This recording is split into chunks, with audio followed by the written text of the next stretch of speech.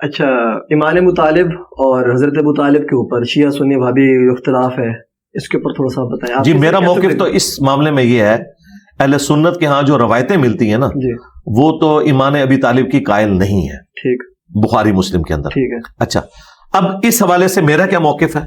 میرا موقف یہ ہے کہ چونکہ ابو طالب کا احسان ہے رسول اللہ کی ذات کے اوپر صلی اللہ علیہ وآلہ وسلم، اور جس کا بھی ہمارے نبی کے اوپر احسان ہے پوری امت ان کی احسان مند ہے. اس حوالے سے ہمیں ان کے بارے میں خاموشی اختیار کرنی چاہیے، ان کا معاملہ اللہ کے سپرد کرنا چاہیے، نہ تو اس حوالے سے یہ غلو کرنا چاہیے کہ جو لوگ روایتوں کی بنیاد کے اوپر ان کے ایمان کو نہیں مانتے انہیں گستاخ ابی طالب نہیں کہنا چاہیے.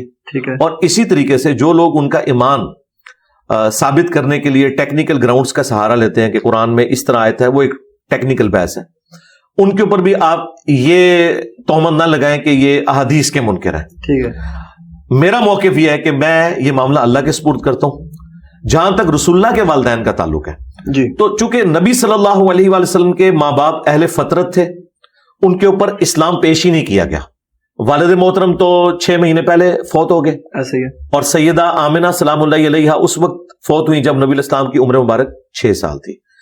تو ان تک نبی الاسلام کی مبارک دعوت نہیں پہنچی. حضرت ابو طالب تک پہنچی ہوئی ہے، ان تک نہیں پہنچی ہوئی. صحیح. اچھا، ان تک چونکہ دعوت نہیں پہنچی، وہ اہل فطرت ہے. قرآن میں واضح فتویٰ ہے، وَمَا كُنَّا مُعَذِّبِينَ حَتَّى نَبْعَثَ رَسُولًا، ہم کسی کو اس وقت تک عذاب نہیں دیتے جب تک کہ اس میں کوئی رسول مبعوث نہ کرے. اور قرآن پاک میں اللہ تعالیٰ نے فرمایا لِتُنذِرَ قَوْمًا مَّا أُنذِرَ آبَاؤُهُمْ فَهُمْ غَافِلُونَ. اے نبی صلی اللہ علیہ وآلہ وسلم، ہم نے آپ کو اس قوم میں پیغمبر بنا کے بھیجا ہے جس میں کوئی ڈر سنانے والا نہیں آیا تھا. تو نبی الاسلام کے والدین جنتی ہیں اور اہل فطرت میں شامل ہیں. ان کے بارے میں جو بھی زبان درازی کرتا ہے ہمارے نزدیک وہ رسول اللہ کا دل دکھاتا ہے.